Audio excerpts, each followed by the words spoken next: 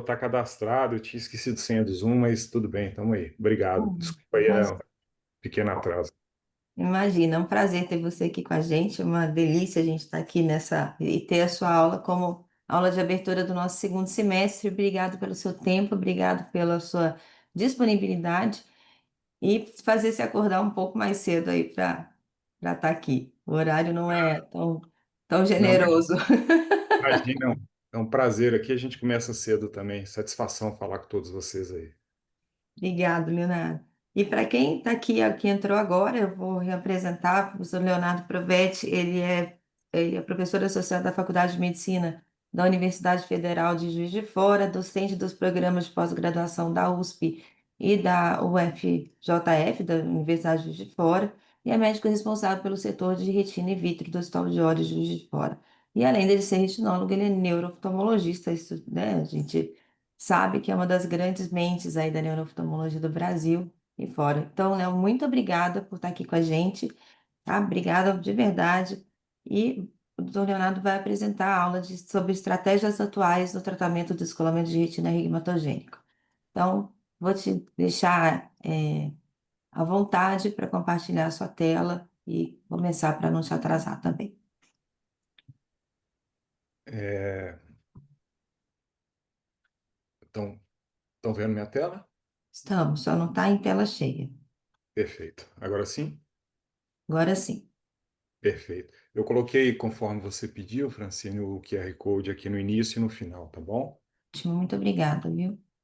Então, inicialmente, eu preciso dizer umas palavras aqui que são importantes. Primeiro, agradecer demais o convite, saber que a admiração por você, Francine, é grande. Então, a gente se conhece, né, já há um tempo dos congressos e eu fiquei muito feliz, muito honrado com esse convite, principalmente por vir de uma instituição que eu admiro e respeito tanto.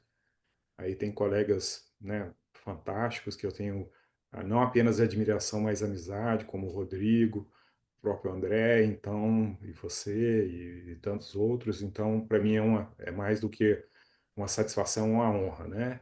E falar desse tema, eu fico muito feliz porque é um tema que é muito importante para todos nós, né? É um tema que eu acho que na vida né, de nós retinólogos, principalmente de cirurgiões de retina, isso, sem dúvida nenhuma, é um dos principais tópicos, né, que é o descolamento de retina, e ele representa, sem dúvida, um tratamento, um desafio em termos de tratamento, e a gente sempre, obviamente, está buscando o melhor para os nossos pacientes, e eu espero compartilhar essa aula. É uma aula, é um pouco autoral, porque além de eu trazer as evidências que são importantes, eu trouxe um pouco também dessa conduta ao longo desses mais de 20 anos que a gente trabalha com erros e acertos e sempre tentando melhorar.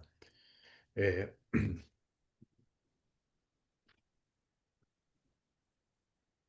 engraçado, por que não está passando?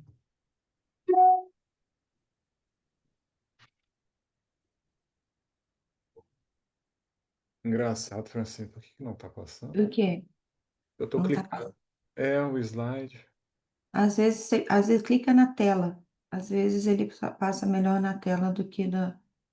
Não, meu Deus, o que É aconteceu? assim mesmo. A primeira aula do segundo semestre, todo mundo voltou de férias, até o Zoom tá com preguiça com a gente. Tá tudo certo. Não, agora foi. Perfeito. Bom, então eu sei que, né, o nosso público aqui é mais do que seleto e avançado, mas falar que o descolamento de retina, ele conceitualmente tem essas três formas. A gente sabe que tem o descolamento regmatogênico, o tracional e o seroso. E aqui eu vou focar no descolamento de retina regmatogênico, que eu acho que os outros dois, tanto o tracional quanto o seroso, seriam aulas à parte a respeito desse tópico. Então vamos falar do descolamento regmatogênico, que é, sem dúvida nenhuma, uma das principais condições que a gente enfrenta no dia a dia. Então, eu preciso fazer uma introdução e dizer que o descolamento de retina, como todos sabem, é uma causa importante de baixa de visão e, infelizmente, potencialmente reversível. A gente sabe que essa doença, ela tem uma prevalência muito importante. As incidências, apesar da literatura nacional a gente não ter dados robustos, a gente sabe que a incidência e a prevalência dessa doença é de 10 a 18 casos por 100 mil por ano. Então, é uma doença que realmente é prevalente. Ela é mais comum acima de 40 anos de idade, tendo uma distribuição que a gente diz bimodal. Então, a gente sabe que na faixa entre 30 até 50 anos de idade, a gente tem uma população predominantemente míope, enquanto acima dos 60 anos ou ao redor dos 60 anos, nós temos, né, todos os tipos de pacientes, inclusive os hemétropes. E isso tem muito a ver com a liquefação do vítreo e o descolamento do vítreo posterior. Por quê?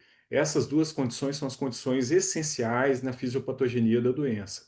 E justamente por isso que nos pacientes míopes mais jovens, isso pode acontecer numa fase, né, numa idade um pouco mais cedo.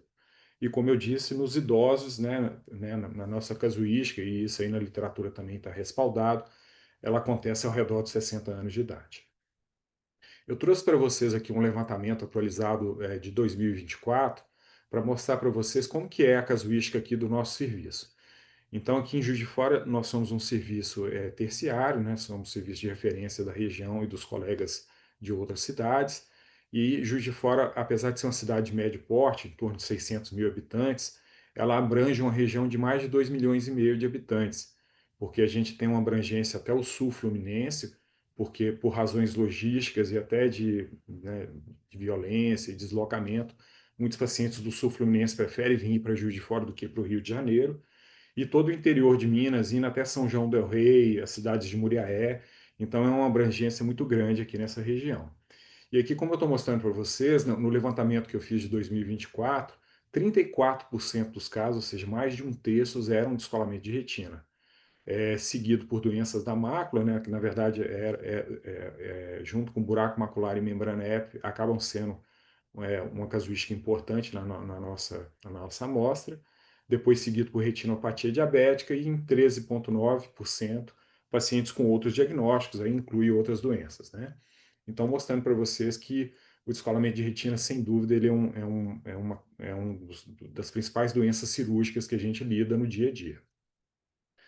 E mais uma vez, eu sei que é uma aula para pessoas avançadas, mas é importante relembrar aqui que toda a fisiopatogenia do descolamento de retina, ele tem a ver com a liquefação do vítreo.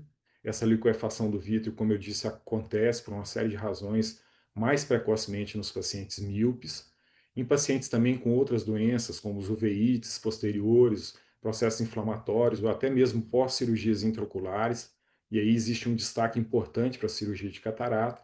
Essa cinérese vítrea acaba predispondo um descolamento do vítreo e em pacientes com adesão vítreo-retiniana anormal, ele pode gerar essa rotura ou esse rasgão e, consequentemente, um descolamento de retina por entrada de fluido subretiniano no espaço subretiniano, né?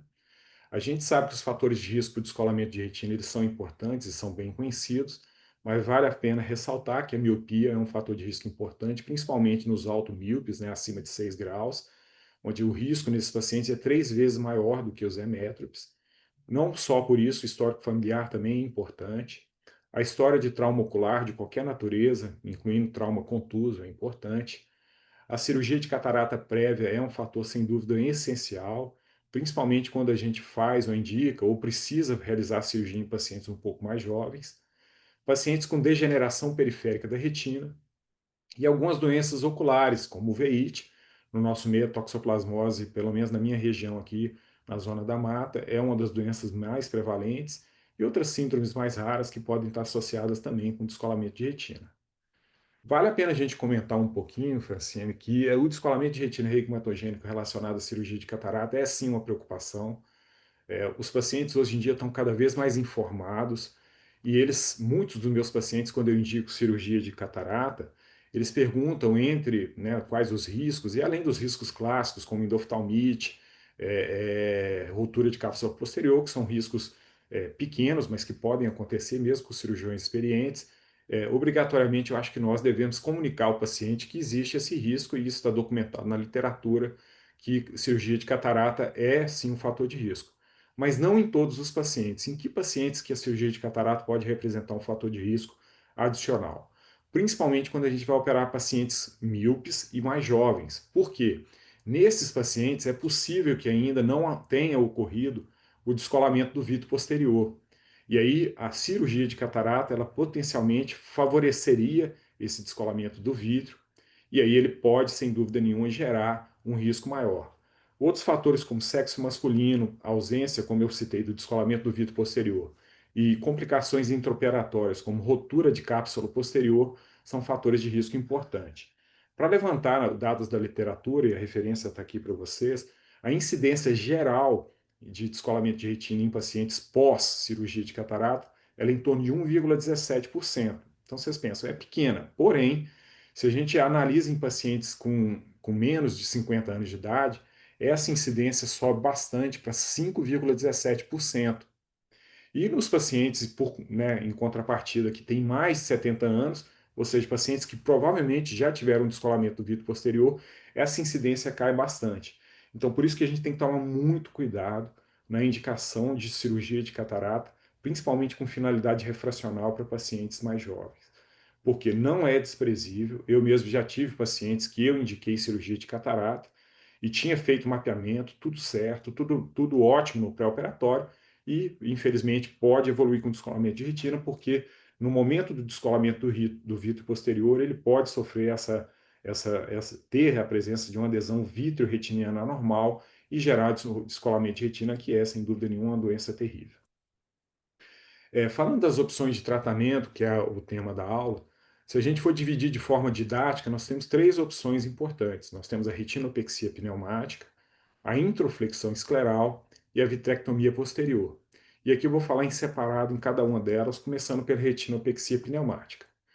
A retinopexia pneumática é uma técnica fantástica. Ela é utilizada ainda hoje com bastante sucesso, mas ela precisa ser bem selecionada, ou seja, nós precisamos saber indicar bem, além de, lógico, executar a técnica de forma adequada.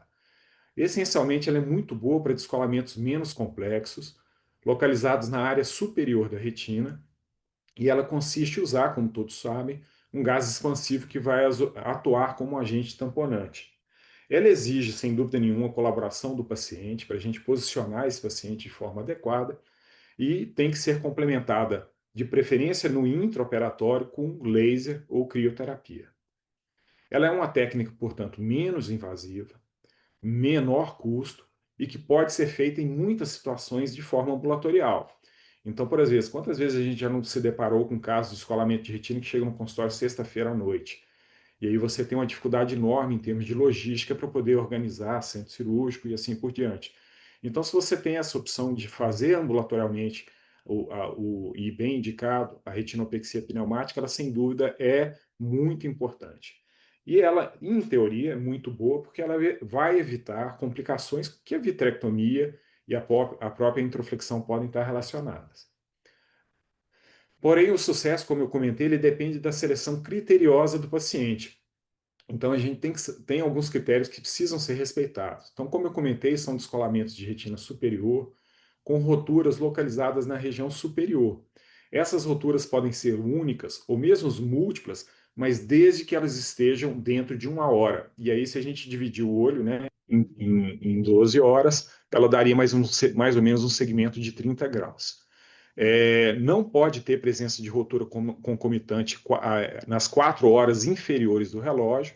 A gente não pode ter opacidade de meios significativas.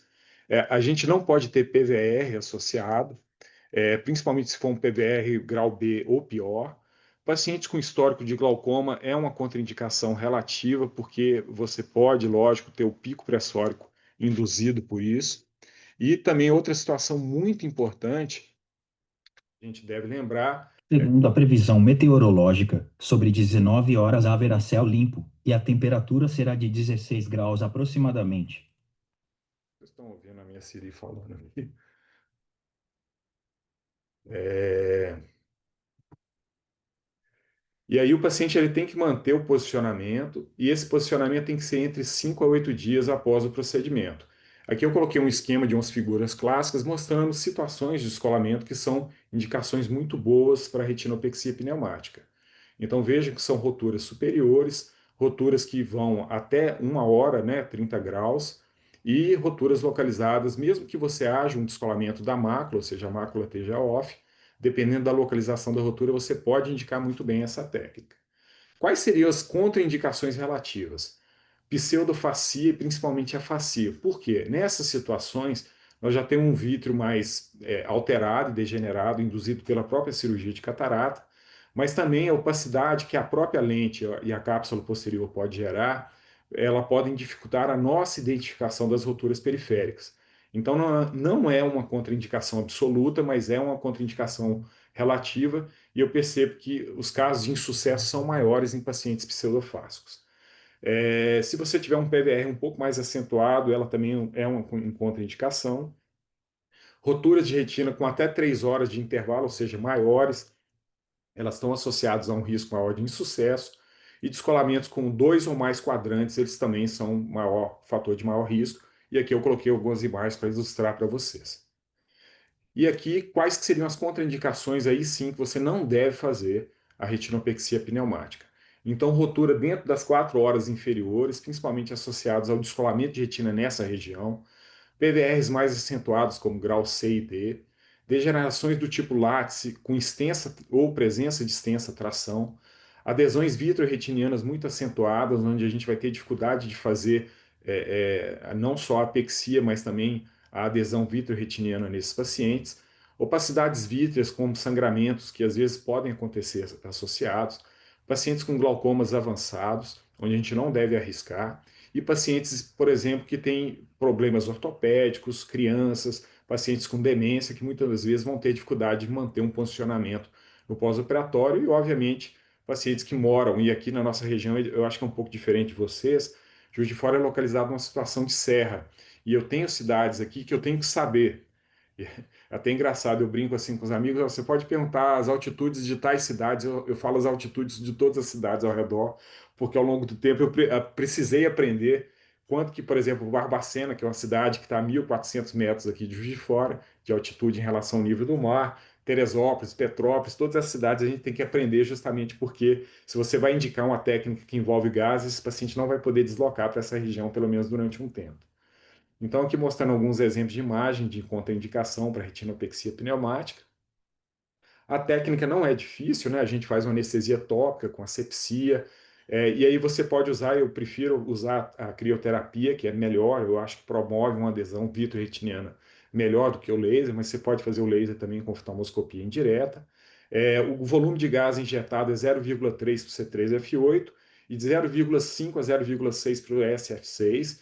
Lembrando que você tem que fazer uma pulsão de câmara anterior com todo cuidado para você evitar catarata, né, secundária. A seringa insulina deve ser inserida entre 3 a 4 milímetros do libo. Evitar injetar muito rápido para não gerar fish eggs, né, que são pequenas bolhas de gás que muitas vezes elas podem entrar por roturas maiores. E, obviamente, a posição de cabeça. E aqui eu coloquei uma tabela comparativa mostrando quais as vantagens da retinopexia pneumática, né, que algumas eu já comentei, mas eu queria falar aqui em relação a algumas desvantagens para chamar a atenção para todos vocês. Primeiro, a taxa de sucesso, mesmo nas melhores casuísticas, ela é considerada baixa para descolamentos não complexos, onde você alcançaria sucesso com outras técnicas como introflexão e a vitrectomia. Em pacientes pseudofásicos, como eu citei, a taxa de sucesso é maior. Então, apesar de ser uma contraindicação relativa, para mim ela se tornou meio que absoluta, porque na minha casuística, todos os pacientes pseudofásicos que eu indiquei ou que eu peguei de colegas que fizeram como técnica primária e não resolveu, eram pacientes pseudofásicos.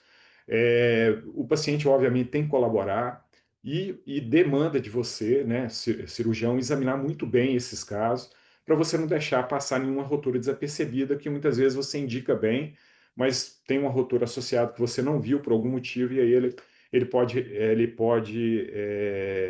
não ter o sucesso. E eu acho que não é para retinólogo clínico fazer, obviamente, essa técnica. Por que eu quero dizer com isso? Se você vai indicar a técnica e depois você não consegue resolver a complicação, eu acho que você fica numa situação muito chata, delicada, e eu acho que você tem que ter, obviamente, condição de resolver o caso. E aqui eu trouxe dois estudos clássicos para discutir com vocês, um publicado em 2019, que foi esse Pivot Study. E esse estudo ele foi feito um estudo num centro de referência, na verdade, foi um estudo multicêntrico, mas com centros de referência, onde ele foi feito um estudo de primeira opção, de acordo com os critérios de indicação bem restritos, ou seja, aqui não tinha erro de indicação. Então ele avaliou a acuidade visual, metamorfopsia e morbidade, ele avaliou a taxa de sucesso e veja que a taxa de sucesso foi muito boa, foi 80,8%. mas comparado com a vitrectomia, que provavelmente nos critérios de seleção, os casos para vitrectomia deviam ser casos um pouco mais graves, ele teve uma taxa de sucesso um pouco menor. E mesmo quando você teve falência na retinopexia, você alcançou sucesso indicando uma segunda técnica, por exemplo, como a vitrectomia complementar. O índice, a incidência de catarata, ele foi muito mais baixo, ou seja, 16%, quando comparado aos 65% no grupo de Vitré. E olha que interessante, a acuidade visual um pouco melhor no grupo de retinopexia. E aqui alguns comentários. Então veja que a taxa de sucesso ela é alta, ela pode chegar até quase um terço. E aí nesse estudo nós estamos falando de um centro de referência muito importante. Tem que ser, como eu disse, casos muito selecionados. E essa técnica você tem que lembrar que com outra técnica, como a vitrectomia ou bulk, você pode ter taxas de sucesso maiores, apesar de ser uma cirurgia, obviamente, mais invasiva. A acuidade visual final nas duas técnicas é muito boa, mas é importante destacar que na retinopexia a taxa de sucesso foi um pouco melhor. E lembrar que os custos adicionais com vitrectomia e introflexão você tem que estar preparado para isso. Então, eu acho que muitas vezes com convênios não são situações tão problemáticas. Mas quando você indica, por exemplo, uma retinopexia pneumática para um paciente particular e você tem uma taxa de sucesso e depois tem que arcar com os custos da vitrectomia e o buco, isso é um problema. Depois até eu gostaria de ouvir de vocês como que vocês combinam isso com o paciente. Lembrar que se o paciente tem opacidade de meio, isso não resolve. Eu já tive uma situação que eu indiquei retinopexia, o paciente teve sucesso, mas ele ficou com tanta opacidade vítrea que depois eu tive que fazer uma vitrectomia para limpar o vítreo dele. E você tem que estar no centro de referência que você possui um centro cirúrgico, obviamente, porque se você tiver um problema, você vai ter que depois resolver essa situação. E esse estudo aqui é um estudo novo, publicado esse ano, que eu trouxe para vocês, que foi um estudo numa base de dados também muito grande, e foi uma corte retrospectiva feita com vários centros. E aí eles avaliaram a taxa de sucesso com uma única abordagem e uma taxa de sucesso com abordagem adicional em pacientes com descolamento de retina, avaliaram a acuidade visual, taxas de complicação, taxas de necessidade de segunda ou mais cirurgia e avaliaram a diferença de resultado entre pacientes fásicos e pseudofásicos. Então veja que foram bastante, né, casos aqui, em torno de 16 mil casos, a média de idade em torno de 64 anos, que está dentro daquela incidência que a gente comentou, a maioria dos pacientes homens, e a taxa de sucesso primário na cirurgia foi de 59,58%, tendo um resultado de acuidade visual final em torno de 20, 30 nesses pacientes.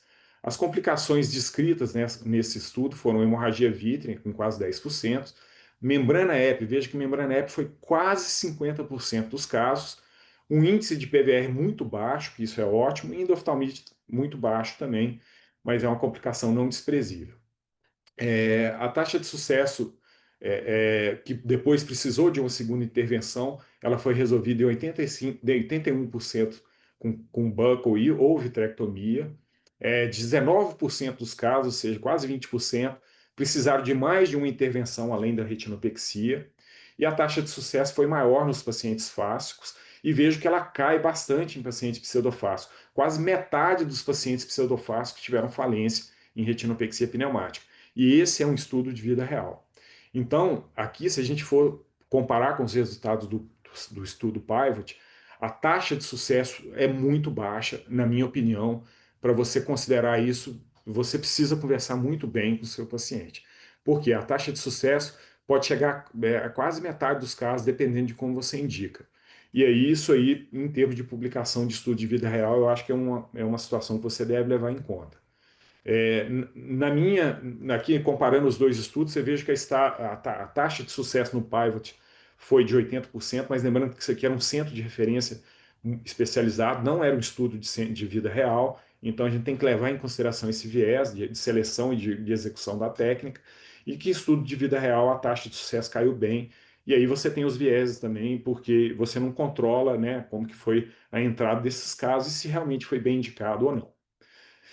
Então, são essas as considerações que eu acho que são importantes, que depois a gente pode discutir se houver tempo em relação à retinopexia. Falando em relação à introflexão escleral, eu sei que você também, Francine, e muitos colegas aqui são da época também, que a gente tinha que aprender, antes de aprender a vitrectomia, tinha que aprender a introflexão escleral. Então, no meu R3 na USP de São Paulo, O R3 e o residente, no caso o fellow do primeiro ano, antes dele ir para a vitrectomia, ele tinha que aprender a fazer introflexão, e aí ele era uma condição sine qua non para ele migrar depois no segundo ano para a vitrectomia. Então essa técnica ela é usada há mais de 60 anos, é uma técnica que pode ser usada de forma primária ou adjuvante, ou seja, nós podemos combinar essa técnica com a retinopexia com gás ou mesmo com a vitrectomia. Nos últimos anos, por uma série de fatores que aqui não vale a pena a gente entrar em detalhes, mas ela tem perdido a popularidade. Mas alguns pontos que são importantes, talvez não, é uma técnica mais trabalhosa. Você precisa mapear, examinar bem esse paciente. A gente tem problemas de ensino e isso é uma questão que é difícil ser abordada, mas é uma situação real. Os resultados, muitas vezes, para quem está começando, eles são desanimadores, né? E você pode ter complicações, muitas vezes graves, né? Como infecção e assim por diante, que pode estar relacionada a essa técnica. E ela exige, sem dúvida nenhuma, localizar todas as roturas, passar o buckle de forma segmentar ou usado com a faixa circunferencial, que é a minha preferência. Eu sempre gosto de fazer o buckle 287 ou 279 usando uma faixa. E ela, eu acho que ela vai muito bem para roturas periféricas, né? Onde você tem um mecanismo da lesão associado com descolamento na base vítrea. Aqui tem alguns exemplos, esses são exemplos de casos meus aqui que eu estou mostrando para vocês. Aqui eu vou mostrar de forma bem resumida como que é a técnica, cada cirurgião tem uma preferência, mas aqui a gente faz essas incisões radiais entre 3 e 9 horas, porque isso identifica depois você fechar a conjuntiva.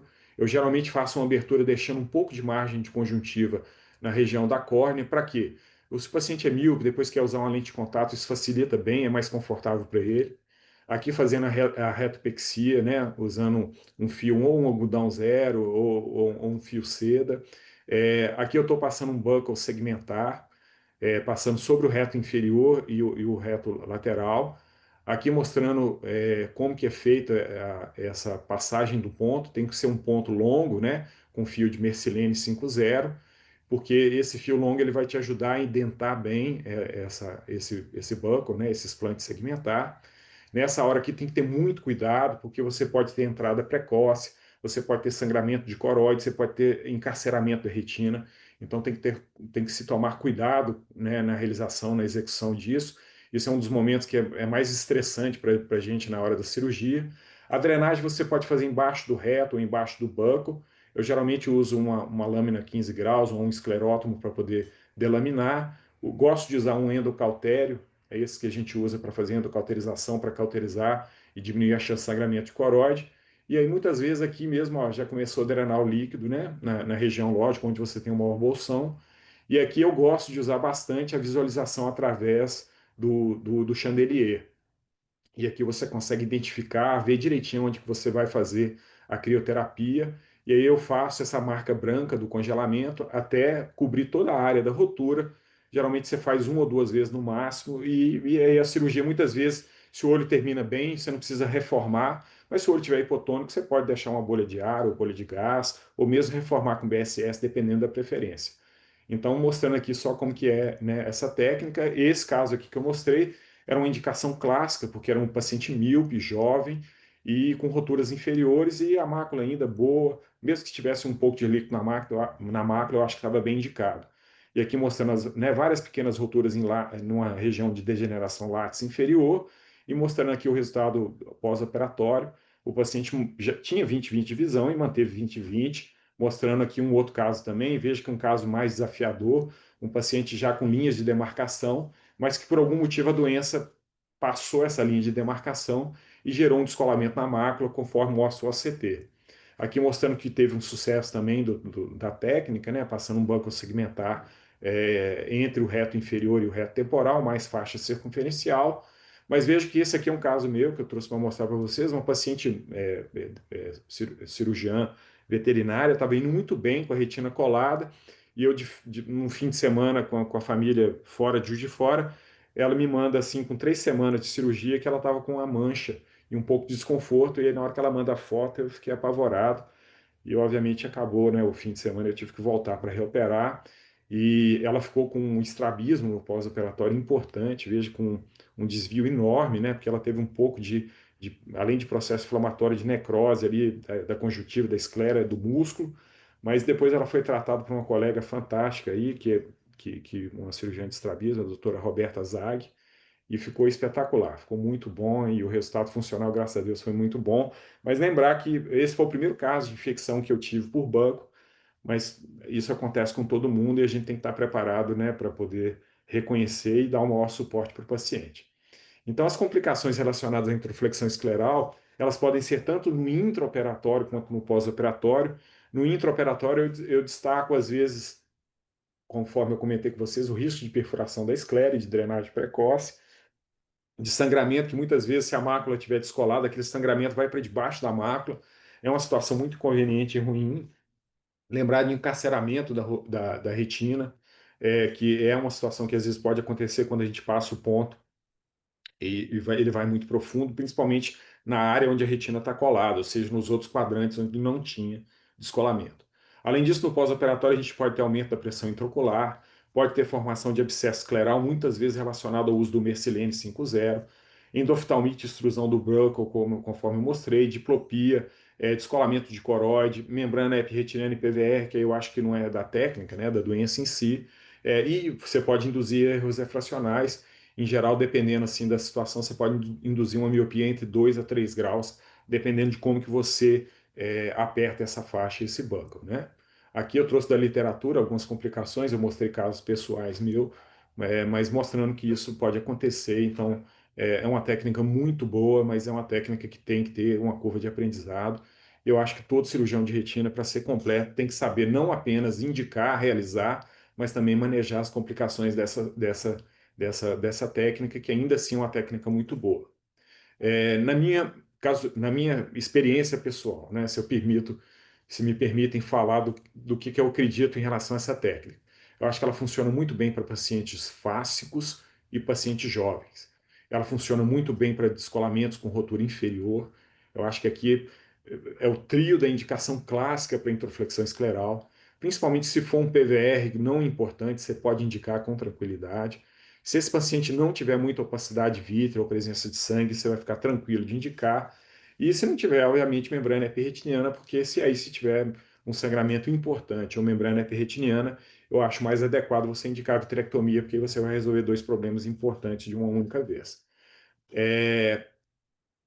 Então, depois, eu não sei se vai ter tempo para a gente discutir, mas esses são os aspectos importantes em relação à introflexão escleral. Já a vitrectomia posterior, essa sim é uma técnica que revolucionou o tratamento, principalmente de casos complexos. Ela é uma técnica que pode ser feita como técnica primária e isolada, ou combinada, por exemplo, com a introflexão escleral. Ela pode ser combinada também com a fasectomia em pacientes que têm catarata, ou naqueles pacientes que você vai precisar trabalhar muito a base vítrea, quando no caso de roturas gigantes, onde a chance de o paciente não ter catarata, mas você induzir catarata pela cirurgia é enorme. Você pode combinar, como eu citei, faixa ou buccal. Eu, pessoalmente, gosto bastante em casos de pacientes pseudofásicos, com múltiplas roturas, onde ele tem uma doença da base vítrea importante, associar a faixa com a vitrectomia. E você pode usar tanto gás ou óleo de silicone nesses casos. Em geral, quando eu uso a introflexão é porque eu estou querendo evitar a necessidade de usar o óleo de silicone. A técnica da vitrectomia todos conhecem, não tem grandes segredos, mas você tem que seguir algumas etapas importantes. Primeiro, você precisa remover o vítreo, e a remoção desse vítreo visa a identificação e o descolamento da hialóide posterior. Então, para aqueles que estão começando, eu sugiro que muitas das vezes você se assegure que o vítreo está descolado. Se você ficou com dúvida, use triancinolona, core bem esse vítreo, tenha certeza que você fez o descolamento da hialóide posterior, porque isso é essencial para você ter um bom resultado. Identificar todas as roturas é importantes. Eu, pessoalmente, gosto de usar a endodiatermia para cauterizar e identificar todas as roturas, porque depois que você faz a troca fluido-ar e a retina cola, fica difícil, às vezes, ver roturas, principalmente em pacientes mais claros, onde a pigmentação da pele é menor, né? Fazer o laser bem feito em todas as roturas. Dificilmente você precisa ficar fazendo, eu vejo alguns cirurgiões, isso não é crítica, mas talvez seja de escola, ou às vezes até de segurança, que pega descolamento de retina e faz laser 360 em todo mundo. Eu acho que isso aí é uma morbidade que você está causando, aumentando a chance de ter PVR. e escolher de forma adequada o tamponamento, se é o gás e o óleo de silicone. Então, muitas vezes a gente arrepende em determinadas situações de usar o óleo de silicone, mas tem situações que você às vezes arrepende de não utilizar. Então, eu acho que não é óleo de silicone para todo mundo. Eu vejo que muitos cirurgiões, às vezes, com insegurança, faz vitrectomia em 100% dos casos. Eu vejo porque muitos desses casos rodam, né, na cidade, rodam na região, e 100% dos cirurgiões faz vitrectomia com óleo. E isso é tão verdade que uma vez veio um circulante de sala para fazer um treinamento aqui no hospital, e porque ele queria uma vaga de emprego, então ele queria uma experiência. E aí, na hora que eu estava fazendo o descolamento de retina, eu pedi para a minha circulante, falei assim, "Então, vamos preparar o gás." Aí ele fez a seguinte pergunta para mim, ele falou assim, ué, descolamento de retina a gente usa gás? Eu achei que fosse só óleo de silicone. Então, isso que ele me falou me marcou muito, porque eu vejo que isso aí tem algum problema, com certeza, na indicação, ou, né, o serviço que ele acompanhou só lidava com casos extremamente graves, que todos precisavam de óleo de silicone, ou realmente tem algum erro na indicação técnica nesses casos. Então, a vitrectomia vai muito bem em paciente fácil, pseudofásico. Como eu disse, você pode combinar as técnicas como a faco associado, vitré, e aí até tem situações que eu pessoalmente evito fazer, mas às vezes a gente precisa fazer faixa, faco e vitré, ou seja, a gente fala o X-tudo, né, da nossa cirurgia. Aqui eu vou mostrar um casinho assim resumido de vitrectomia primária, onde eu escolhi fazer essa técnica, que era um paciente que tinha bastante PVR, mas era uma rotura única superior, como vocês podem ver aqui, uma rotura em ferradura. Eu geralmente começo a cirurgia tirando o vidro, e eu gosto de amputar aquele pedaço da rotura. Muitas vezes tem que tomar cuidado para não sangrar, ou você cauteriza antes, ou se sangrar, separa e cauteriza. Depois eu coloco uma bolha de perfluo para estabilizar a retina, e aí eu trabalho bem a base vítrea. Aqui, como era um paciente fáscico, lembrar de trocar a mão na hora de você fazer a abordagem do lado nasal e temporal, e aqui já fazendo a troca fluido-ar. No início você pode usar a sonda de vitreal óptico, mas depois é bom usar um back flush. Tem que deixar a retina bem seca e aí faz o laser ao redor da rotura. Geralmente três, no máximo quatro fileiras, vão muito bem. E aí você escolhe o gás. Nesse caso aqui, se eu não me engano, eu usei os SF6 e foi muito bem. E aqui vocês estão vendo que eu aspiro bem o perfluo. E aqui eu não mostrei nesse vídeo, mas às vezes eu gotejo um pouquinho de solução salina balanceada na mácula, após eu ter feito a troca fluiduar e após ter aspirado o perfluo, para me assegurar que eu não deixei nenhum perfluo residual. E assim, sempre quando eu faço isso, eu fico satisfeito porque dificilmente eu tenho a surpresa no pós-operatório de ter esse resto de perfluo na cavidade vítrea. Então, isso é uma técnica que eu acho importante. Tem que fazer com cuidado, mas eu acho que vai muito bem depois que você faz. Aqui mostrando algumas imagens, eu acho que o Optomap é um exame essencial, fantástico para você fazer a documentação dos seus casos. Então veja que é uma rotura única superior com mácula parcialmente off, mas com bastante sangue. Então é que eu acho que para retinopexia pneumática ficaria ruim. E eu vejo que a vitré com gás, uma rotura única com laser, ficou muito bem, evoluindo muito bem. Vejo que aqui outro exemplo também de um paciente com rotura única superior, mácula parcialmente off, e aqui mostrando um bom resultado no pós-operatório. Aqui outro caso também de vitrectomia, que alguns casos de roturas únicas superiores eu uso o SF6 porque o paciente com 3, no máximo 4 semanas já está enxergando de novo, porque o gás reabsorve muito mais rápido. Estão mostrando também aqui um bom resultado, né? Então a gente gosta de mostrar, né, Francine, os resultados bons, mas eu mostrei para vocês alguns resultados ruins, mas felizmente a gente vai ficando mais velho, a gente começa a acertar mais do que errar. Mas outra aqui, uma situação também de vitrectomia com gás, com um excelente resultado, muito bem. E aí mostrando aqui algumas situações, que é uma dúvida importante, que no início eu fazia muito mais frequente, hoje eu faço para casos selecionados, mas a pergunta é o seguinte: em que situações que você deve fazer só a vitrectomia e em que situações que você deve fazer a vitrectomia com faixa ou banco associado? E o objetivo racional disso é aumentar a taxa de sucesso. E como eu disse, muitas vezes evitar em situações que você obrigatoriamente deveria usar óleo de silicone e às vezes usando uma faixa você evita disso. Então, o que a gente tem de evidência pessoal, mas também na literatura? Casos com múltiplas roturas periféricas, principalmente quando localizados em quadrantes diferentes. Roturas entre 3 e 5 horas e 7, 9 horas do relógio são boas indicações porque elas não estão totalmente superior, mas não são inferiores suficientes para você contraindicar o gás somente. Descolamentos inferiores, ou seja, você tem roturas superiores, mas o descolamento ele está indo para a região inferior com algumas roturas nessa área. PVR inicial ou moderado, pacientes com olhos automíopes, falha na vitrectomia primária, então muitas vezes você teve uma falha e vai rebordar e não quer usar óleo de silicone, e descolamento de retina com trauma, que eu acho que é uma situação importante também. Uma meta-análise que avaliou casos entre 2000 e 2021, avaliou quase 16 mil olhos de 38 estudos e mostrou que nessas duas técnicas, vitré isolada ou associada à faixa buccal, você teve uma taxa de sucesso similar, porém com uma leve vantagem para a vitrectomia associada ao buccal, à faixa, em que foi de 88,2% contra 86,3%, deu um P estatisticamente significativo, mostrando que eles são próximos, mas tem, em teoria, em teoria não, estatisticamente tem uma vantagem de se fazer a faixa em casos bem indicados, né? É, não teve diferença quanto à taxa de reaplicação final, ou seja, mesmo que você depois precisou lançar a mão de segunda intervenção, a taxa de sucesso foi semelhante entre os dois grupos, mas as cirurgias, uma segunda cirurgia foi mais necessária naquele grupo que fez só a vitré. Então, se você quer fazer uma única abordagem, você tem um tiro para dar e você não quer errar, é um caso complexo, a faixa eu acho que vai muito bem.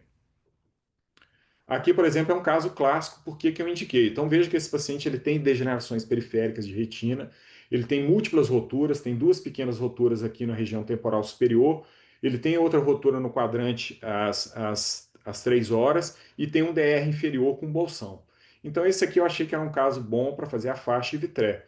E veja que eu fiz a faixa 360, fiz laser nas áreas, né, onde tinha uma rotura e com gás foi muito bem. E só chamar a atenção, vocês estão vendo essas opacidades no vítreo aqui, localizadas?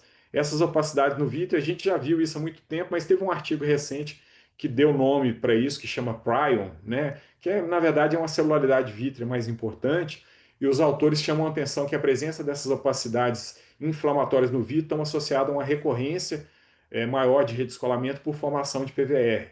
Então, toda vez que você faz essa técnica, principalmente com gás e tem isso, você fica mais atento talvez de usar um corticoide mais tempo e monitorar esse paciente mais perto, tá? E aí, finalmente, quanto que a gente usa óleo de silicone?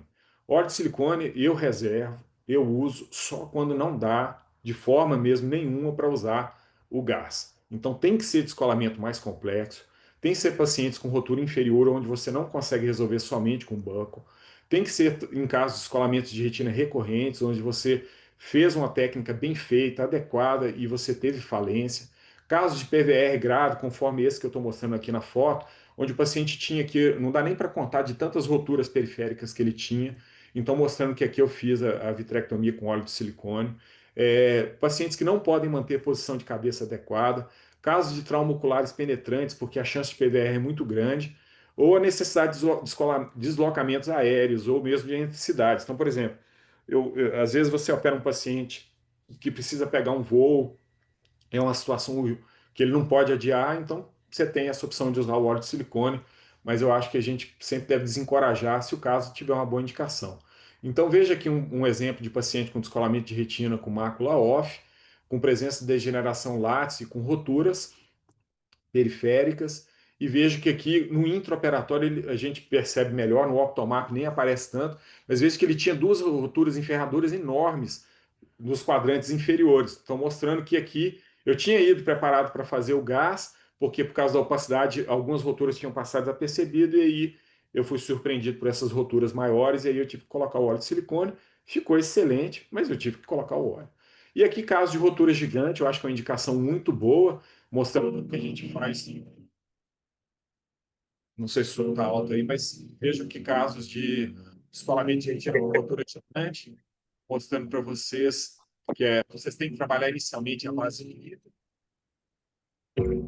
Depois coloca uma bolha de perfluor para estabilizar a retina. E trabalha de novo a base de vidro. E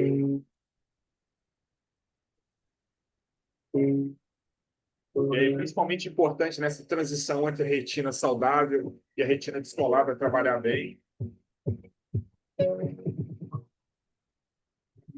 Depois completa mais com perfluor, né? E aí, antes de fazer a troca fluido-ar, eu gosto de fazer um pouco de laser para já dar uma segurada na retina. trabalhando muito bem na região onde você tem principalmente a transição entre a área de retina colada e descolada.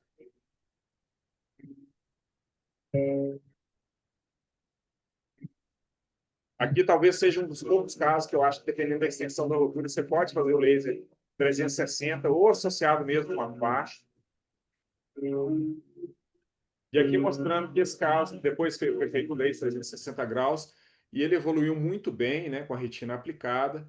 E aí depois, entre 4 no máximo 6 vezes, você faz a abordagem para remover o óleo de silicone, mostrando que aqui, por exemplo, um paciente que teve um descolamento de retina no olho contralateral, que foi resolvido com vitrectomia simples, com endolaser e gás.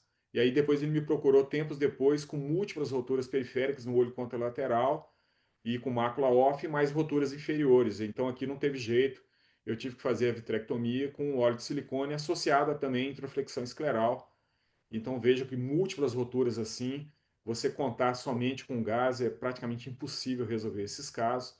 E aí o caso aqui evoluiu muito bem e depois com a remoção do óleo de silicone, o paciente manteve 20 visão, um resultado muito bom, mas foi uma técnica que eu tive que associar introflexão, vitrectomia e o óleo de silicone. Aqui um outro exemplo de um caso de trauma, uma jovem, uma menina de 13 anos que tomou uma bolada, ela não estava jogando bola, ela estava na arquibancada assistindo, e aí teve uma rotura muito grande, inferior, com sangue. Então eu sabia que esse caso aqui era um caso que ia ter uma enorme chance de formar PVR. Então era uma paciente fáscia, eu não fiz a vitrectomia associada à fasciectomia no início, mas depois ela teve que acabar fazendo cirurgia de catarata quando eu removi o óleo de silicone. Então veja que é uma rotura grande, inferior, com sangue. Aqui a criança com vítreo aderido. Então eu tive o cuidado de trabalhar bem a vitrectomia e aqui eu usei triancinolona para me assegurar que eu ia fazer uma boa remoção da hialóide posterior. Vejam aqui que esse caso, por ter uma exposição grande do EPR assim, e a presença de sangue e por trauma, era um caso que tinha um altíssimo risco de formar PVR. Então veja que vocês podem utilizar a triancinolona, tomando cuidado para você não ter a migração da triancinolona para o espaço subretiniano, que é uma coisa ruim, desejada, né? Mas veja que vocês usando ela de forma adequada, ela ajuda a corar bem e identificar a hialóide posterior. Nesse primeiro momento, como não foi feito a fasciectomia, então sempre lembrar de trocar as mãos, né? Mesmo, né? Meu, deixa a mãe frente da comida. Para poder fazer a vitrectomia e abordar bem acho que Eu tem, tô com vai ficar acho que tem algum áudio vazando aí.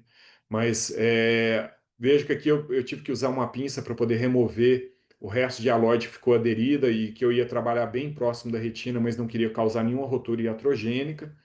Botei uma bolha de perfluor para estabilizar a retina. E aí depois a gente prossegue, né, fazendo a troca fluido-ar, bem cuidadosa para você não deixar nenhum líquido escorrer para a região inferior. Aqui eu completei o perfluor porque eu não queria ter o risco de nenhuma bolha de perfluor escorrer para o espaço subretiniano, então você deixar a retina bem colada. Vejo que o colega lá, antes dessa paciente me procurar, tentou fazer um laser para proteger a retina, mas acabou não segurando, né? E isso gera uma dificuldade adicional, porque se aumenta a chance de PVR, e cada uma dessas áreas onde foi feito o laser previamente vão acabar funcionando como potencialmente novas roturas, né, que vão surgir. Aqui fazendo laser, né, trabalhando bem sobre ar, eu gosto de fazer o laser sobre ar, eu acho muito melhor do que fazer sobre perfluor. E aqui fazendo a troca fluido-ar, lembrando aquela dica que eu comentei, que eu sempre no finalzinho faço uma lavagem da mácula para ter certeza que não teve nenhuma gota de perfluor residual.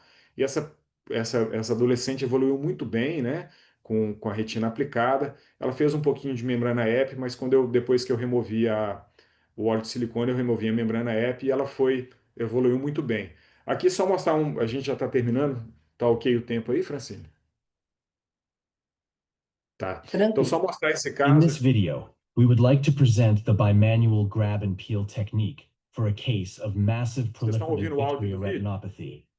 Proliferative Então, vitreoretinopathy, Beleza. PVR, a major complication of rhegmatogenous retinal detachment, is an abnormal process whereby proliferative, contractile cellular membranes form in the vitreous and on the retina, resulting in tractional retinal detachment with fixed retinal folds, ultimately leading to retinal traction and recurrent retinal detachment. Então veja um PVR extremamente When trying grave, to né? heal the superficial vitreous, proliferative epiretinal membranes, iatrogenic tears and bleeding might occur, even in the presence of perfluorooctane working as a second hand.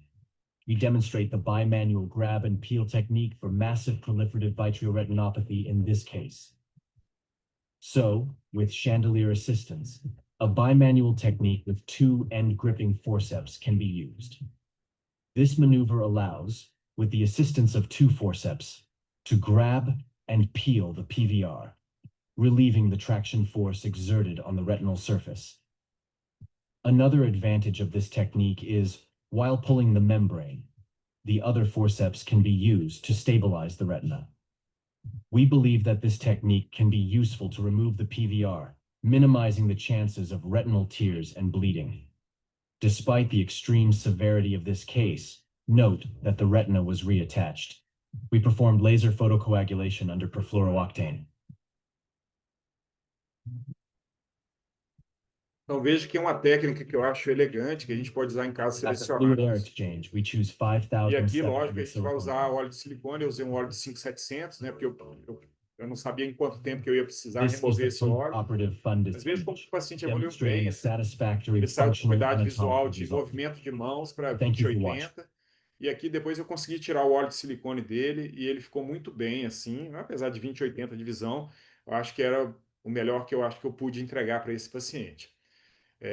E às vezes você tem outros casos extremos, né? Então veja esse caso aqui, um caso extremamente desafiador, paciente olho único.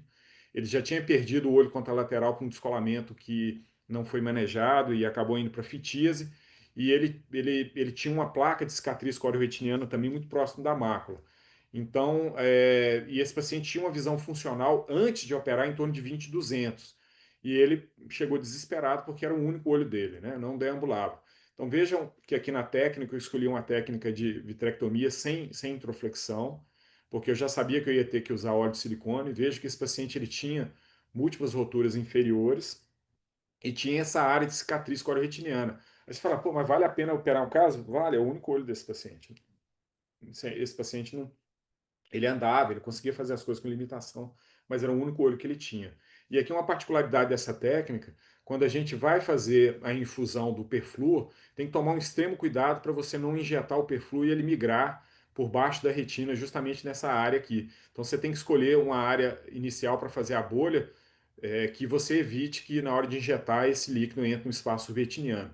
Vocês vejam que aqui começou a dar algumas gotículas que existe um risco de entrar, mas a rotura não era muito grande. Eu até parei aqui um pouco, fui com perflu não, com backflush e aspirei essas gotículas para não ter risco dela migrar para o espaço retiniano. Completei a vitrectomia periférica da base vítrea e aí, para minha felicidade, eu vi que a retina era móvel, apesar dele ter um rotura inferior e lógico que é olho único, eu ia ter que usar óleo de silicone, mas eu falei assim, esse paciente vai bem, eu tenho certeza que ele vai colar a retina. E aqui eu mostrando como que eu cauterizo as roturas para eu não perder depois da troca fluido-ar. E aí aqui já sob ar, como eu comentei com vocês, eu gosto de fazer a troca fluido-ar e só depois fazer o laser, mostrando que o laser marcando bem nessa situação aqui. E lógico aqui também colocando óleo de silicone nesse paciente, porque né, por todas as complexidades do caso e também por se tratar de um paciente olho único e tratar aqui as áreas, né, de degeneração em látex, as áreas de atrofia coreo-retiniana.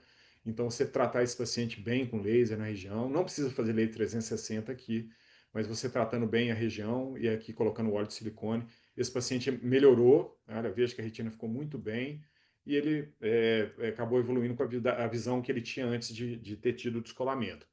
As complicações do óleo de silicone são várias, né? A gente sabe que aumenta a pressão intraocular, indução de catarata, que o gás também induz, né? Emulsificação do óleo pode gerar inflamação, glaucoma secundário e perda visual, opacidade de córnea em casos onde você precisa deixar o óleo de silicone muito tempo, e o risco muito temido, né, que todos nós temos de toxicidade pelo óleo de silicone, que muitas vezes a gente não consegue prever quais casos que vão desenvolver, mas na minha opinião hoje é a complicação que mais me preocupa, porque eu já tive pacientes que no pós-operatório ficaram 20/20 com óleo de silicone, e depois da remoção do óleo, ou mesmo na evolução, preparando para se remover o óleo, começaram a perder a visão por toxicidade. Então é uma situação que eu acho assim das mais temidas, que a gente deve se preocupar com o uso de óleo de silicone. Então por isso que o óleo de silicone eu acho que tem que usar com muita parcimônia. E aí, para encerrar, Francine, algumas mensagens importantes que eu acho que a gente deveria deixar, que eu gostaria, logicamente, de deixar da aula, é que aquilo que a gente comentou de ser uma situação muito frequente e que representa a grande maioria dos casos na nossa casuística, que são casos desafiadores, e eu acho que você planejar bem e adquirir experiência e sempre buscar o melhor para o paciente, e lógico, tendo uma relação boa, médico-paciente, é essencial para você otimizar os resultados e dizer mais uma vez da minha satisfação de estar aqui com vocês de manhã cedo. E agora eu entendi por que que é rooster, né? Porque o galo canta cedinho mesmo e eu acho que foi, para mim, uma experiência muito boa estar aqui e espero que eu tenha contribuído aí de alguma forma para que os residentes, fellows, tenham tido uma visão diferente do serviço, talvez uma visão diferente de um outro cirurgião, mas mostrando que a gente sempre tem que buscar aprimorar e aprender e trazer sempre o melhor para os nossos pacientes. Muito obrigado mesmo. Nós é que agradecemos. Eu falei que é uma aula magna. Eu acho que essa sua aula e ter você aqui é um presente para os nossos, para as pessoas que vêm com a gente, né? Não só para os fellows e residentes, mas para a gente também, porque é uma excelente revisão e é bom que a gente vê o que a gente faz, né? Que é mais ou menos um consenso, a maneira de pensar e os resultados bons quando você tem uma boa indicação, né? Que é aquilo que você colocou logo no início. O melhor sucesso ele vem já da sua adequada indicação, né? Você identificar as alturas, mapear e colocar tudo isso. Então, sim, sua aula é muito completa, uma aula espetacular, tem vários parabéns aqui, então eu te agradeço demais. Eu anotei algumas coisinhas que eu queria colocar só só como discussão, assim, que eu achei importante para deixar para os meninos, e tem muito cirurgião experiente aqui, né? O Hudson, o Claudinho, a O Benoro, Hudson, o Abenoro, o Cláudio, um abraço para todos isso, eles. Fred. Então, tem gente muito boa aqui que participa com a gente, e aqui é uma reunião de amigo. Então, o legal é que a gente não tem uma frescura que você não pode falar, ou que você não sei o quê. Então, todo mundo tem liberdade para acertar, para errar, para comentar e bater papo. Então, uma das coisas que eu achei, assim, que você estava falando de sucesso, né, de cirurgia de pneumopecia e tal. Eu achei as indicações super válidas. Eu, particularmente, você colocou que gosta mais para DR inferior, mas eu gosto bastante de uma pneumo bem indicada nos quadrantes superiores, como você mostrou no início com gás, e tomar cuidado, né, para sempre mapear a periferia inferior, para não ver se de repente tem alguma ruptura que você não viu e monitorar o paciente, porque muitas das vezes a falência vem disso, né, só para a gente colocar. Assim, se você não tem descolamento ultrapassando a linha média, porque ele pode escorrer. E às vezes você coloca a bolha de gás se tem alguma aderência vitreoretiniana, uma tração periférica, a hora que a bolha apoia um lado, ela traciona o outro, né? Então, para o pessoal mais novo que às vezes fica triste aí com a sua falência de indicação, muitas das vezes é isso.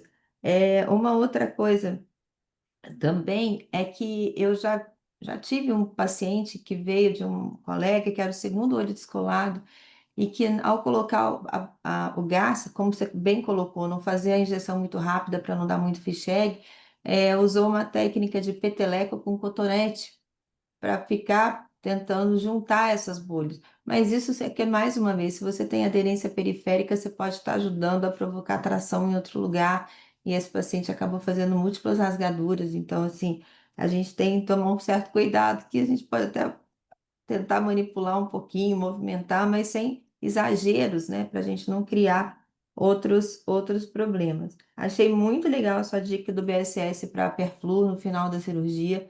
É ótimo isso, porque às vezes se você perde um pouco a interface no final do gás, principalmente paciente pseudofásico, né? Que você tem aquele brilho do final, você perde um pouquinho a mão da aspiração, lembrar de deixar sempre o soft tip dentro da bolha também para você ir acompanhando, mas é uma dica espetacular. E falando do buckle, é, eu gosto de deixar o buckle, não sei se você faz isso, aí é mais uma pergunta. Eu gosto de deixar o buckle, aprendi isso com o Dr. Márcio, meu grande mestre, NM, e deixar o buckle dentro da cuba com garamicina. E aí a gente deixa o banco embebido para você minimizar essa coisa dramática de você, né, de eventualmente você ter uma contaminação do banco. E sempre não ter preguiça, viu, gente, de fechar a sua conjuntiva, fechar bem a conjuntiva, trazer a tênua, revestir, rodar o ponto para posterior, para o ponto não lesionar a conjuntiva no erodir para fazer extrusão e ponto de contaminação, né? E sim, o sucesso de ruptura, que é ficar em cima do buckle, né? Que aí a gente é índice de insucesso, é que às vezes eles colocam uma faixa, e hoje em dia a faixa é muito mais fácil de passar do que passar um pneu, né? Então, eu acho que a gente tem ainda nessa discussão, já é uma discussão clássica, você trazer trazer de volta a retinopexia com intraflexão escleral puramente, né, que é colocar o buckle bem indicado, e às vezes eles acham que só colocar uma faixa 42 vai resolver uma indentação, só se você apertar demais aquele olho, né, ele virar uma ampuleta. Então, a gente tem que tomar um cuidado, porque o buckle, se ela tiver um pouquinho mais posterior, o buckle vai pegar bem, o pneu vai pegar bem, mas a faixa às vezes não pega tão bem e a sua falência vem que a rotura não ficou posicionada sobre o buckle de maneira adequada, né? Então, eu acho que sim, são só pontos que eu queria reforçar, porque você já falou Não, mais do perfeito. que tudo. São observações perfeitas.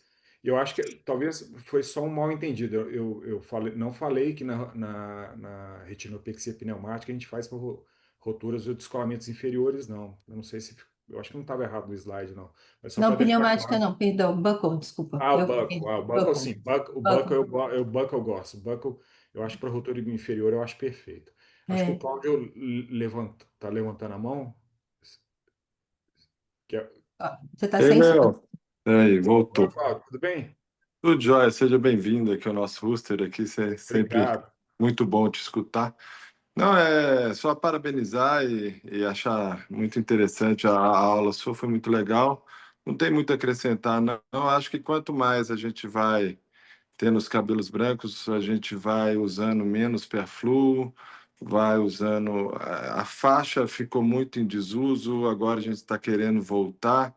Eu acho que essa técnica de fazer a faixa com a chandelier faz a gente ficar mais preciso, né? Eu realmente uso muito pouca faixa, com essa questão da gente conseguir fazer a introflexão na vitrectomia visualizada no NGNUIT e tal, diminui bastante a questão de deixar rupturas para trás, então eu acho bem legal fazer a Vitrec, mas sempre, né, nessa questão do descolamento tracional, a gente ter a possibilidade de fazer um anti-VEGF antes, né, em casos, né, de retinopatia diabética, eu sempre faço de 2 a 7 dias antes, dependendo do dia porque eu opero nas terças e quintas e faço injeção nas terças, né? O óleo de silicone cada vez menos usado, porque a gente vai confiando cada vez mais na visualização das rupturas, então a gente deixa realmente para casos mais complexos, casos de ruptura gigante, essas coisas assim. E eu acho que é um pouco isso, né? De tomar cuidado naqueles pacientes que a gente que faz urgência, que está ali no bloco cirúrgico, sempre examinar bem o paciente antes de fazer a cirurgia. Parece bobeira o que eu vou falar, mas acontece de vir casos de descolamento de retina, que é uma retinosquise, caso de descolamento de retina, que é um tumor. Então, sempre prestar atenção nesses casos, não ir operando tudo que chega sem examinar direito, porque aqui como é serviço de referência na parte de descolamento, chega e você está lá no bloco, Claudão, você opera o caso? Eu opero, mas espera aí, deixa eu examinar primeiro, porque de vez em quando tem umas surpresinhas aí. Mas é isso, eu acho que é tomar cuidado nas rupturas, tomar cuidado com o perflu, indicar de maneira bem sensata o óleo de silicone, e agora a gente vai voltar a trazer a faixa aí para algumas indicações mais precisas. Eu acho que o descolamento inferior ou casos mais complexos, bem interessante também. Né? E tomar alguns cuidados, né? Algumas pessoas fazem a introflexão e fazem uma retinotomia inferior grande, e aí perde o valor daquela introflexão. Então, né, ter o juízo de fazer as coisas de maneira sensata, mas é muito gostoso, né? Quando você está dentro do bloco cirúrgico operando um caso complexo e no final das contas dá bem, é muito legal. Mas parabéns, seja bem-vindo, tomara que a gente te veja mais por aqui. Obrigado aí pelos comentários e pelas palavras. Hudson? Ô, Léo, excelente. Eu não tenho tanta coisa a acrescentar, não, porque você falou tudo. E o Cláudio complementou a Francine, né? Depois a Francine ainda tem que falar para a gente sobre as técnicas dela de introflexão com o Michael Buckle, viu, Francine? Mas eu achei assim o máximo, né? Sua aula. E só um adendo em relação àquele laser que você fez com aquela fibra curva, isso é magnífico, porque aí você não precisa ir tanto para a periferia, logicamente tem que evitar o cristalino em casos que tem o cristalino claro, né?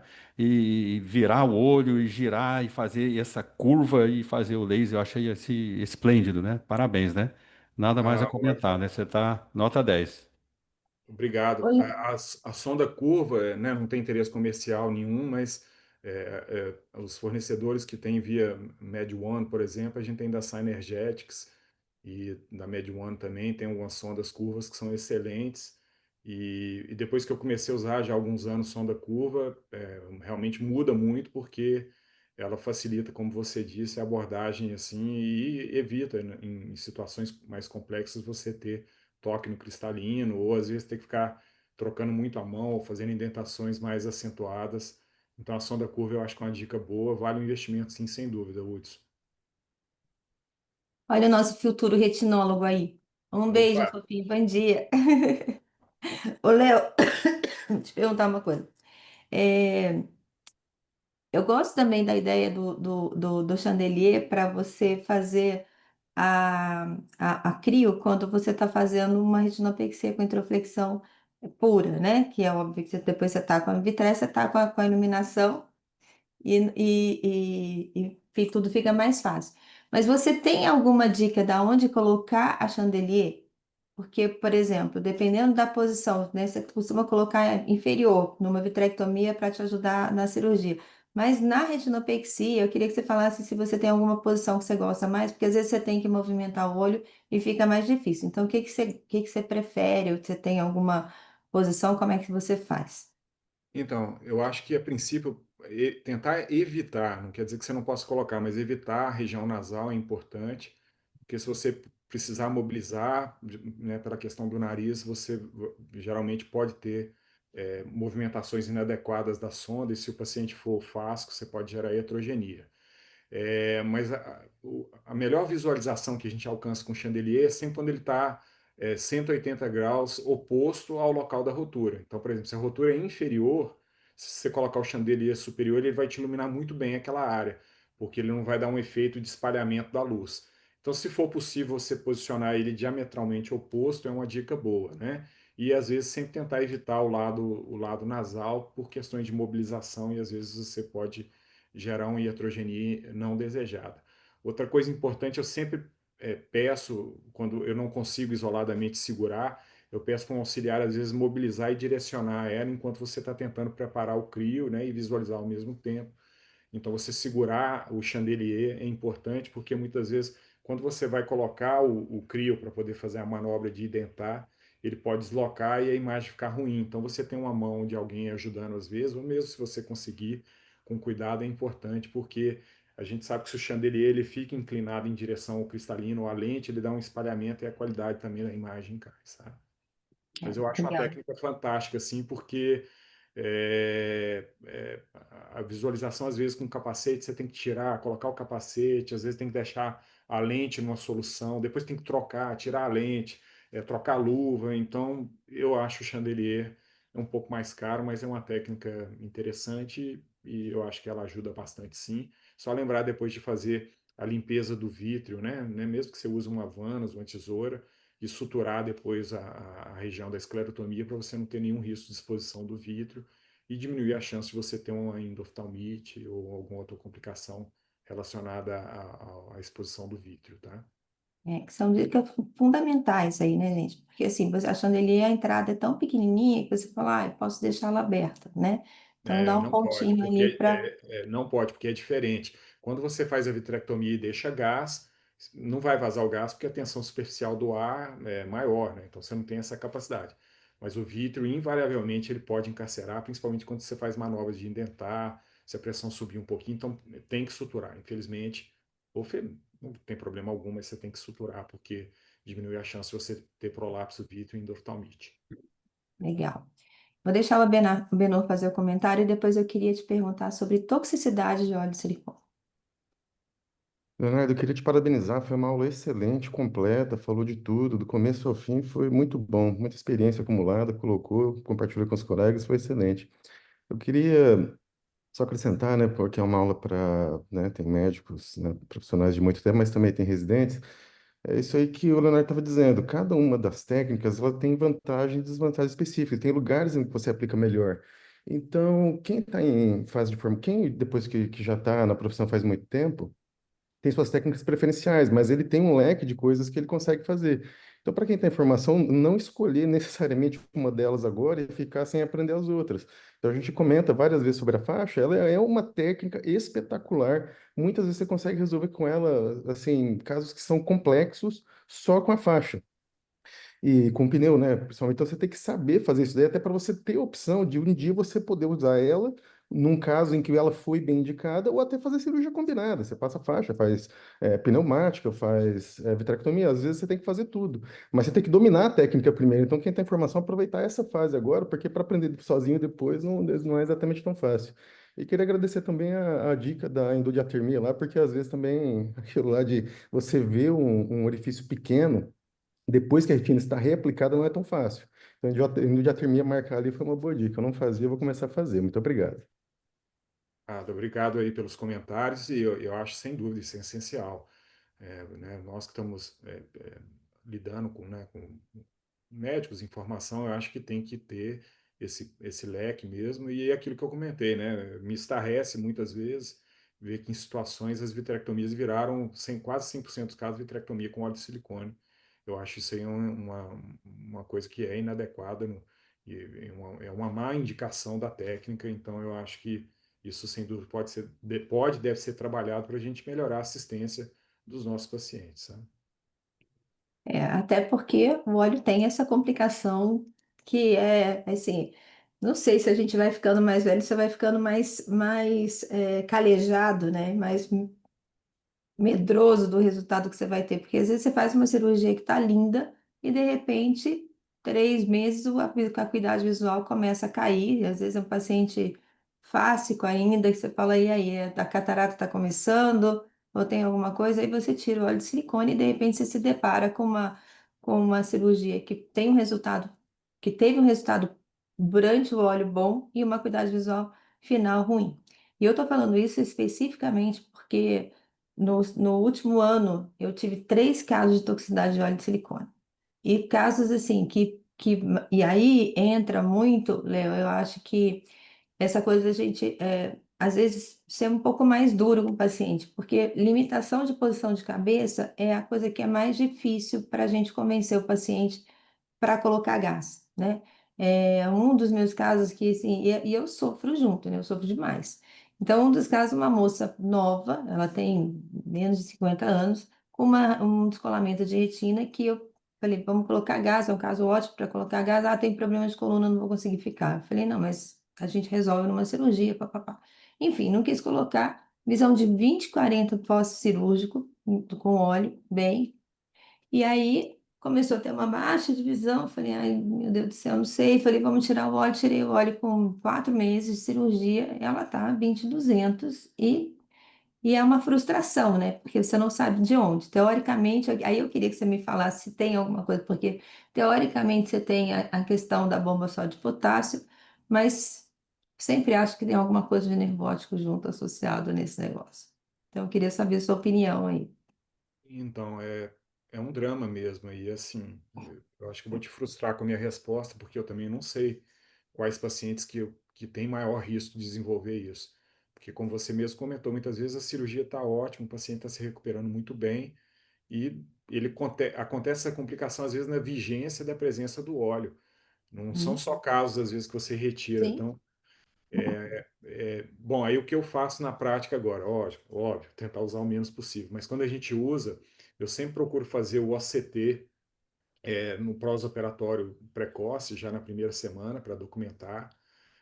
Quando possível, se o paciente tem transparência de meios suficientes, eu gosto de fazer ou um campo visual, em torno de um mês após a cirurgia, ou 10-2, né, que é o campo visual que a gente avalia melhor a mácula. E aqui no nosso serviço nós temos disponível a microperimetria. Eu acho que é um exame essencial para você fazer a microperimetria. E aí eu acompanho esse paciente muito mais de perto. Então, às vezes, no passado, você viu que o paciente estava bem com óleo de silicone. Não, você pode voltar daqui 2, 3 meses. Não, eu acompanho o paciente praticamente mensalmente. E os estudos falam que pacientes que tiveram aumento da pressão intraocular ou que têm glaucoma são pacientes que têm maior risco de desenvolver essa toxicidade.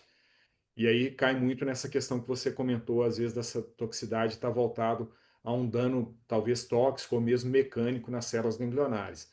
E aí eu sempre tenho cuidado de preencher bem a cavidade vítrea. Eu não gosto de deixar nenhum líquido residual, então eu sempre preencho bem, mas eu tomo também, eu tenho essa precaução de deixar a pressão intraocular, não evitar, né, que essa pressão intraocular fique alta por excesso de óleo de silicone.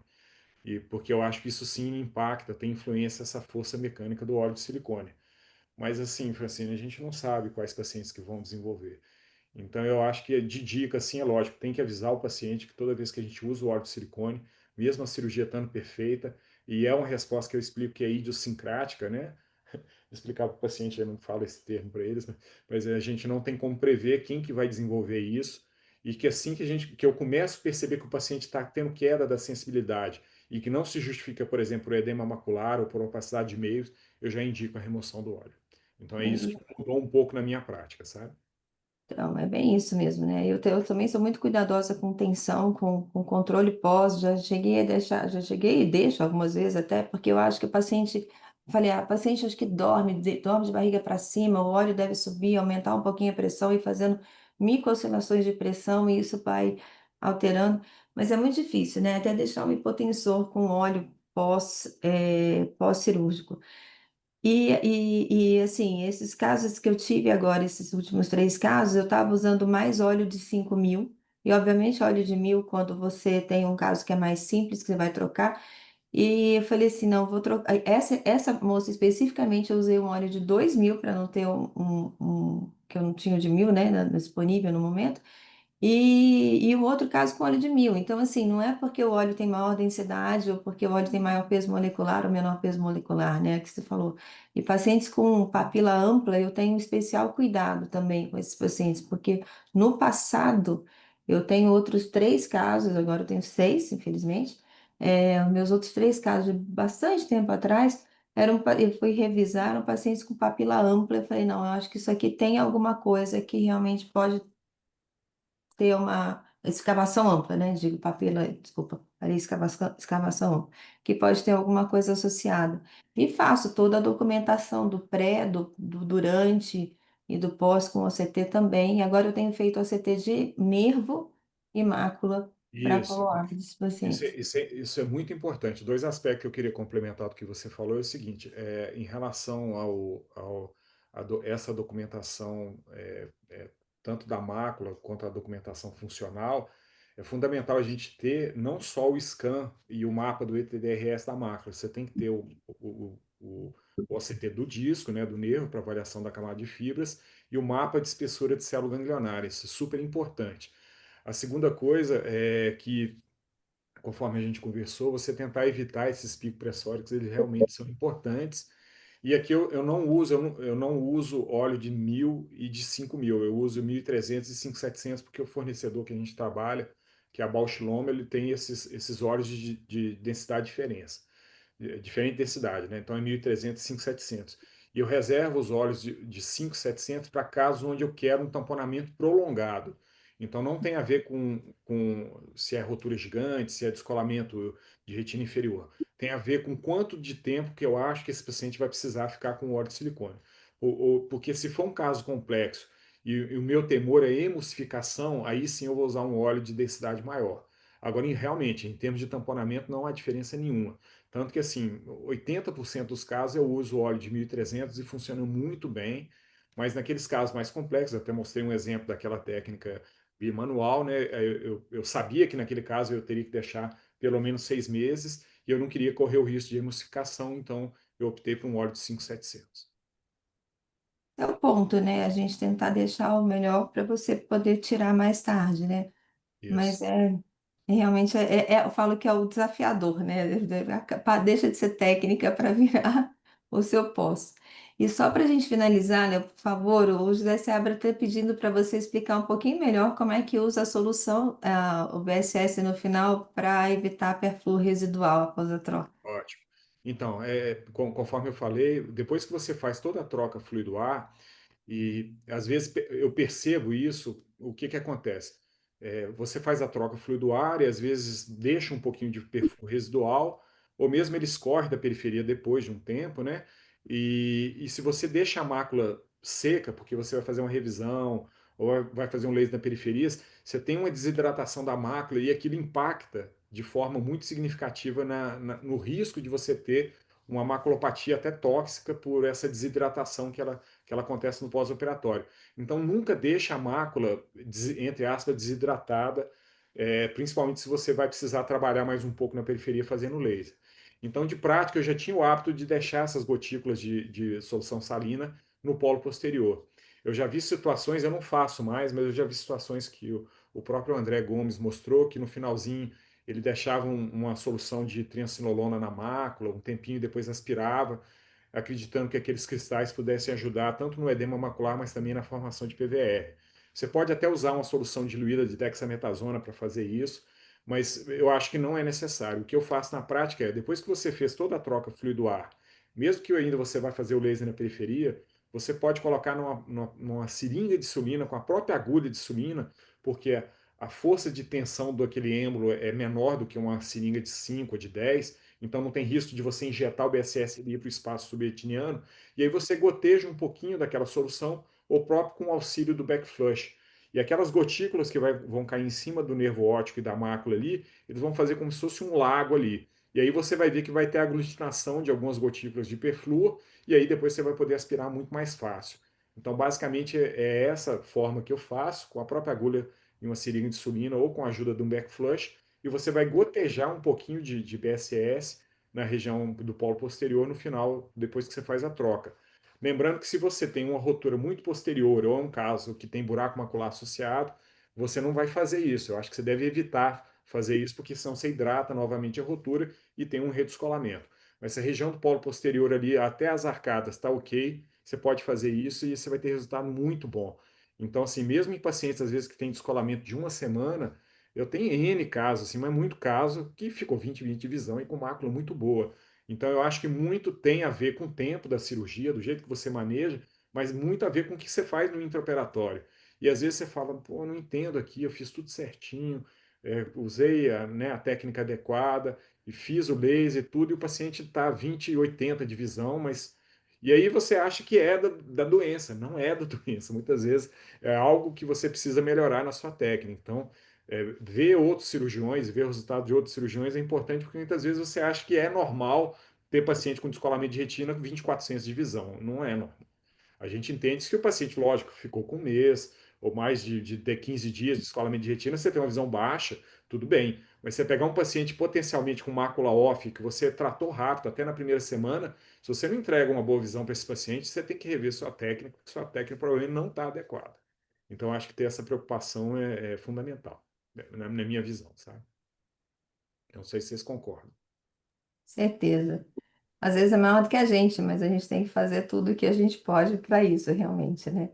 Léo, muito obrigada, viu? Obrigada. Acho que foi assim uma aula espetacular. Foi, acho não, foi uma aula espetacular, com muito aprendizado para todo mundo. Então, te agradeço muito, agradeço a sua didática, que é uma coisa fantástica, é muito gostoso te ouvir, e principalmente por você estar aqui com a gente hoje. Então, foi um início de segundo semestre com maestria. Obrigada mesmo, viu? Um Eu, beijo, uma eu que ótima final de agradeço mais semana uma para você. vez e muito obrigado e um abraço a todos e espero vê-los aí nos próximos congressos. Obrigado mais uma vez. Já, já. Um beijo, muito obrigada. Tchau, tchau. Um Tchau, abraço a gente. todos. Bom dia a todos. Abraço. Tchau, tchau.